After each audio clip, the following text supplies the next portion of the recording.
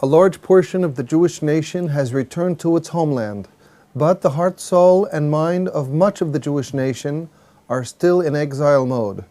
This state of affairs must and will inevitably change. This is Torah Nation TV from Jerusalem, and we are speaking with the head of Machon Shilo, Rabbi David Bar-Hayim. Shalom, Rabbi Bar-Hayim. Shalom. Normally, we say a Beracha before performing the mitzvah.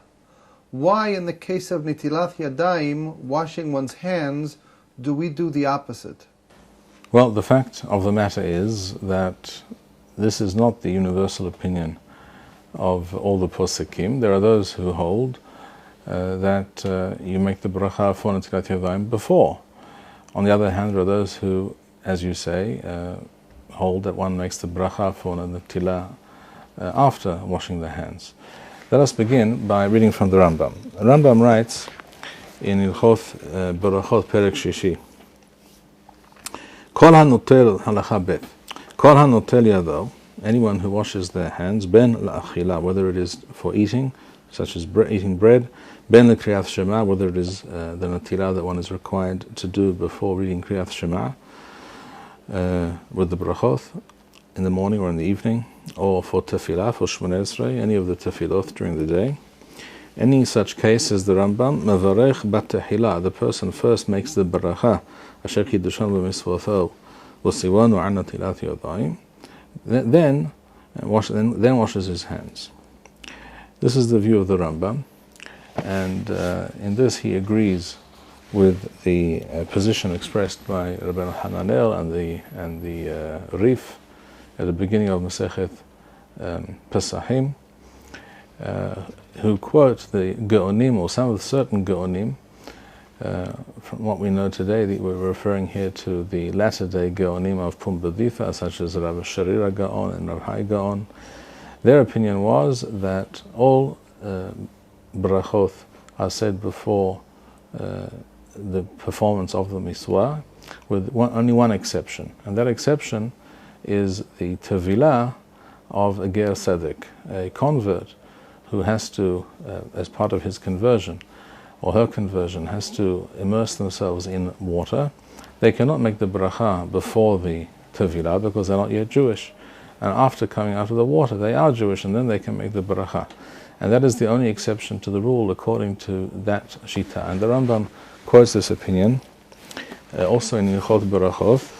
In Perek Yud Aleph Halacha Gimel, Rambam speaks of making a bracha for any miswah that we perform, and he says, "Mevarech ala kol," before all miswah, kodem la'asiyatam. We make the bracha before the performance of the miswah, asher kiddushan b'misvotho v'siwanu la'asot kach v'kach, to do whatever bracha that we are involved in doing.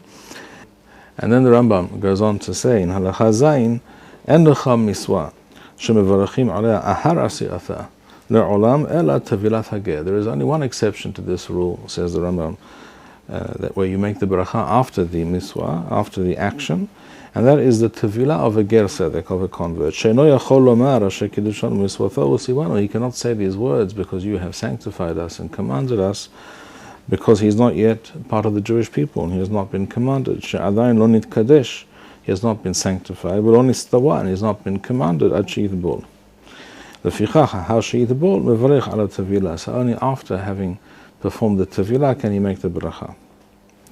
So says the Rambam, and again, this is in keeping with the view of certain Geonim, and this is the view of many Rishonim from Spain, such as the Ramban and the Rashba, the Ritba, and others. It should, however, be pointed out that this opinion of the Rambam and those who preceded him is in fact not in truth in keeping with the simple meaning of what the Talmud states in Masechet Pesachim, in the Talmud Bavli, Daf Zayin Amud Bet. There we find two statements. The first statement is of Shemuel, who says, Kol ha-misvot mevarech aleihen over asiyatan. All misvot you make the bracha immediately before performing the miswah. And then, a few lines later, we find in the Gemara, Amar Rav Hizda, in the name of Rav Hizda, Rav Hizda is quoted as saying, Hus min ha-tevilah bilevad, except with the exception of tevilah, of immersing oneself in the mikveh. you will note he does not say the tevilah of a ger necessarily, of a convert. He says, apparently he means, the simple meaning is any person who is required, man or woman, to immerse themselves in a mikveh, says the beracha for the tevilah after the action, after the tevilah. And the Talmud goes on to quote a Beracha which says, Itamar Tanya Namehache was also quoted in the Beracha, Taval wa'ala ba'liyatho Omer Baruch Hashem Kiddushanu Miswatho Wasiwanu ala Tavila. A person who went down into the water, usually they're going down into a mikveh because usually there were steps built to go down into the water. When the person comes up after he has finished the Tavila, then, and he covers himself, then he says the Beracha.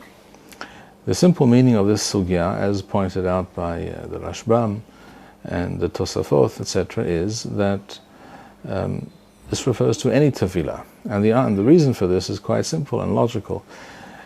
At such time when the original takana, which did not allow a Baal Keri, a person who had engaged in sexual activity, to say a Beracha or to study Torah, it was impossible to say the Beracha before a person entered the water. It was only possible after.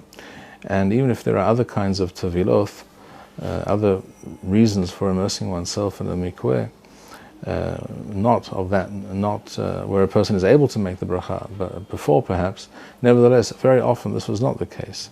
And therefore, this could also apply to a woman who was a nidah, and therefore the rule of thumb was laid down that when it comes to tevilah, the bracha always comes after the event and not before the miswah.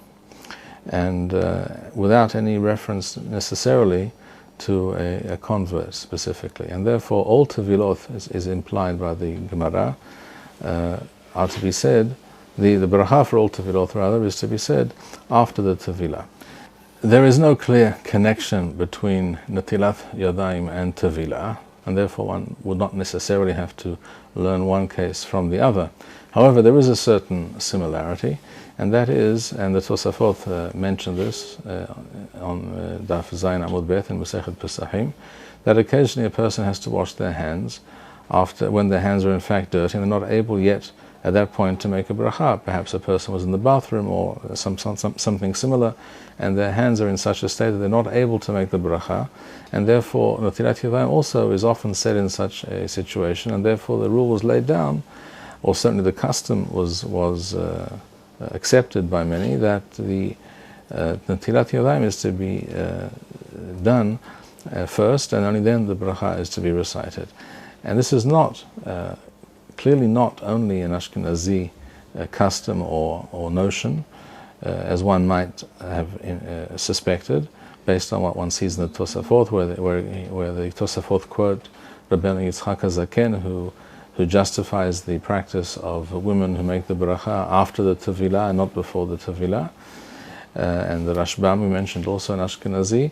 Nevertheless, this is not just an Ashkenazi notion or practice, because we find that a couple of centuries before, even 3 centuries before, the Rishonim who speak about this, who say that our practice is to make the beracha after the Netilah, we find that Rav Saadia Gaon was of the same opinion. In other words, that opinion quoted by the Rif and later by the Rambam, that certain Gaonim said that all berachot are to be said before the miswah except for the tevilah avigea, this is not the unanimous opinion of all the Gaonim. And it seems to me that the original practice was in line with the simple, plain meaning of what Rav Hisda says in Masechet Pesachim, which is what Rav Saadia Gaon, as we're about to read, says plainly, and that is that for when it comes to tevilah, one makes the beracha after the tevilah. Rav Saadia Gaon writes this explicitly with regards to tevilah when he speaks about the tevilah that one does before, on Erev Yom Kippur, before Yom Kippur. Even though it's a bit surprising that Rav Saadia Gaon suggests that one should make a beracha for that tevilah, but that's in fact what he says, and he says quite clearly that when one comes up out of the water, then one makes the beracha. As Rav Saadia Gaon writes in his Siddur, page Resh Nun Teth 259, he says that a person should go to the mikveh on the 9th of Tishrei, Erev Yom Kippur. He says, Yelech b'sof yom tish'i lemikveh ma'im, we yitbol b'hem, and immerse himself.